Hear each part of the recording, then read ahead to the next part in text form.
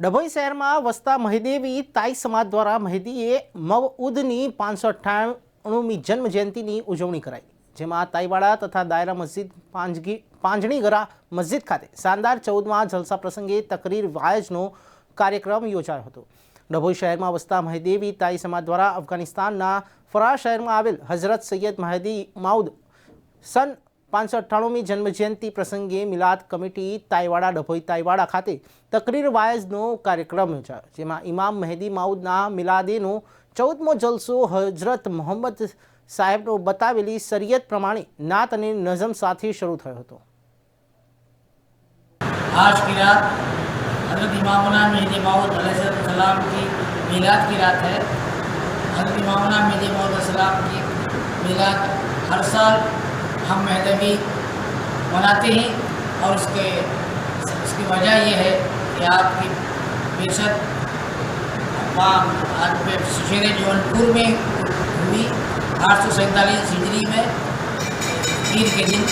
इसी एतबार से इमामुना मेहदी अलैहिस्सलाम रसूलुल्लाह सल्लम के ताबे ताम के हैसियत से दुनिया में आए थे। आपने दुनिया को अमन का, यकजहती का, मोहब्बत का, उखुवत का, भाईचारगी का पैगाम दिया। आपने फरमाया कि तुम सब आपस में मिलजुल कर रहो और रसूलुल्लाह सल्लम की इताअत करो। आपका जो मज़हब था, मज़हब माँ किताबुल्लाह मोहम्मद रसूलुल्लाह के एतबार से हर सब जगह इमामुना मेहदी अलैहिस्सलाम की मीलाद की मजालिस ज़ोर शोर के साथ मनाते हैं और अपनी दिली न सिर्फ अपनी दिली अक़ीदत का सुकून पेश करते हैं, बल्कि आपके उसवे हसना को जो आप दुनिया में छोड़ गए हैं उस पर हम गामजन रहते हैं। और मीलाद की तरह आज डभोई शहर में, डभोई की सरजमीन पर भी बड़े आला पैमाने पर जुलूस निकाला गया। डभोई अतराफ के लोग भी इसमें शरीक हुए थे और नाज़िम वगैरह पढ़ी गई। मतलब ये कि जुलूस और ये जलसा दोनों का ताल्लुक़ हज़रत इमामुना मेहदी मौद अलैहिस्सलाम की बेशक और आपकी मोहब्बत से इसका ताल्लुक़ रखता है। रसूलुल्लाह सल्लम की तरह आप दुनिया में तशरीफ़ लाए थे, ताम की हैसियत से, मासूम ख़ता की हैसियत से आप दुनिया में आए थे।